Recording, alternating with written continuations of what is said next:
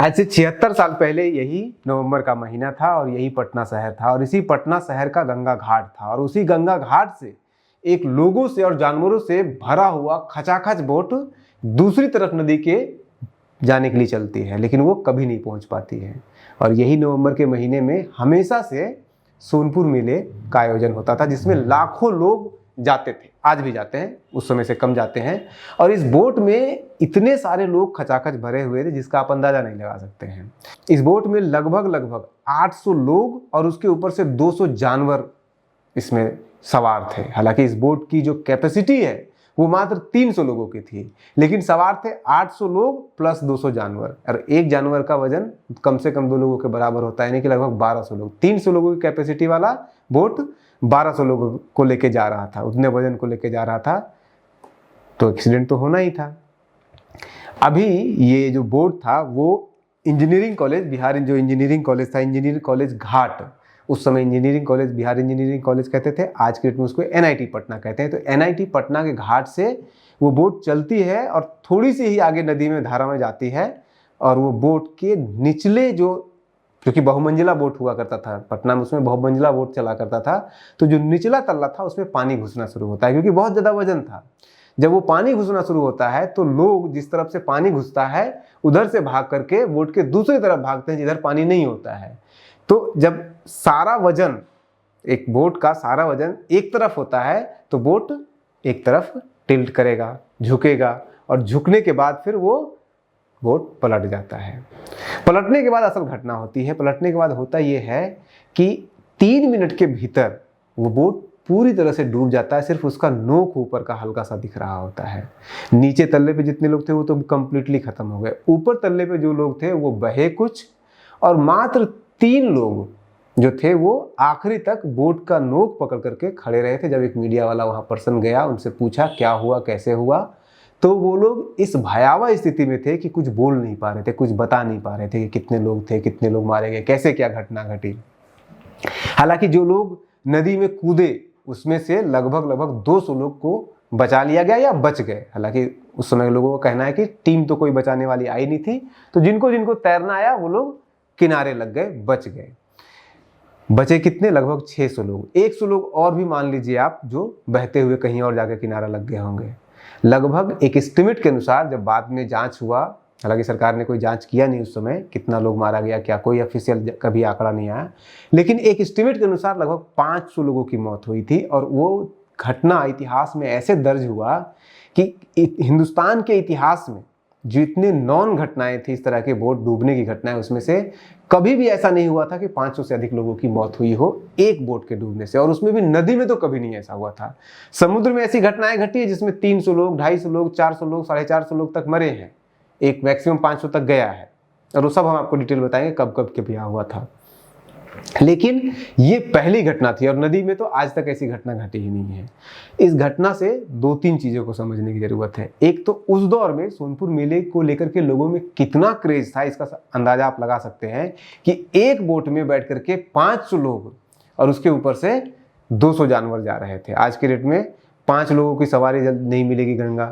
क्यों? क्योंकि उस समय पटना के पास कोई भी गंगा नदी के ऊपर पुल नहीं होता था, तो जो भी लोगों को गंगा नदी पार करके जाना है वो बोट से ही जाते थे। और उस समय सोनपुर मेला लगा हुआ था, तो सोनपुर मेला में तो भीड़ अथाह होती थी। उस दौर में कहते हैं कि 1940 के दशक के दौरान हर साल सोनपुर मेले में लगभग 2 लाख लोग आते थे घूमने के लिए। तो एक तो वो कारण था। अब इसमें सबसे बड़ा ये था मामला कि किस तरह से पुलिस प्रशासन जितने भी, या लोगों का, या फिर जो स्टीमर था जिसका नाम, उस स्टीमर का नाम, यानी कि उस बोट का नाम जो था वो नारायणी था, वो प्राइवेट ओन था, एक निजी बोट था उतना बड़ा, और उसके मालिक के द्वारा बिना किसी एस्टिमेट के टिकट दे देना, बिना टिकट के लोगों को चढ़ा देना, और उसके बाद प्रशासन का वहाँ पे कहीं कोई उसके ऊपर कैप नहीं रखना। और जब घटना घटी उसके बाद फिर एक भी व्यक्ति को नहीं बचा पाना प्रशासन के द्वारा, ये दिखाता है कि उस दौर में कितनी भयावह स्थिति हुआ करती थी, घाट कितने असुरक्षित हुआ करते थे।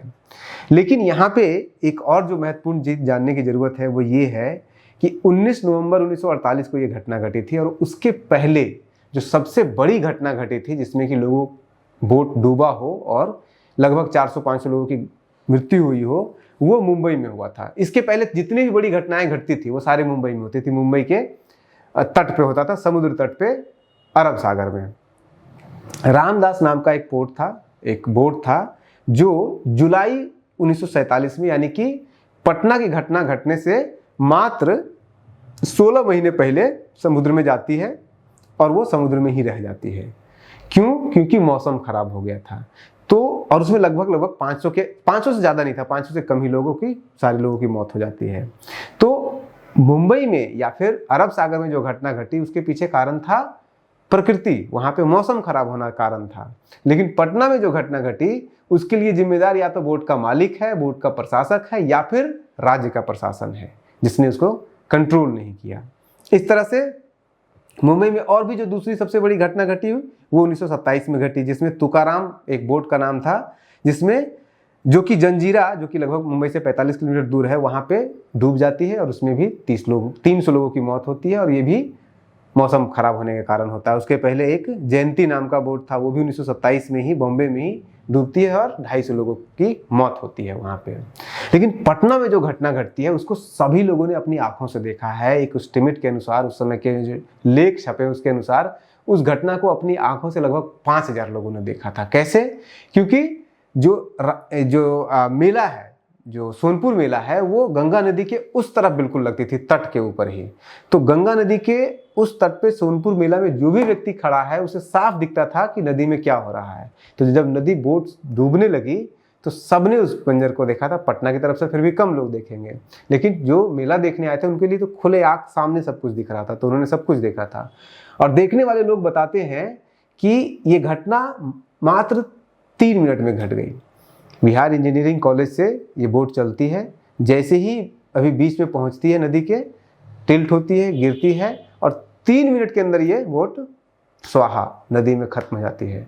और सबसे बड़ी बात इससे ऊपर ये है कि इस घटना के बाद पुलिस प्रशासन या पटना प्रशासन का क्या रवैया था, इसका अंदाजा आप इसी बात से लगा सकते हैं कि उस घटना घटने के बाद भी एक भी व्यक्ति को रेस्क्यू नहीं किया गया सरकार के द्वारा।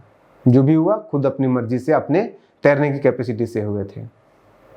और जो लोग उस पर बैठे हुए थे, देखिए ये तो एस्टिमेट करना पॉसिबल है नहीं कि एग्जैक्टली कितने लोग उसमें मारे गए थे, क्योंकि टिकट बेचने वाले ने पूरा टिकट नहीं बेचा था, क्योंकि टिकट पे टैक्स देना पड़ता है।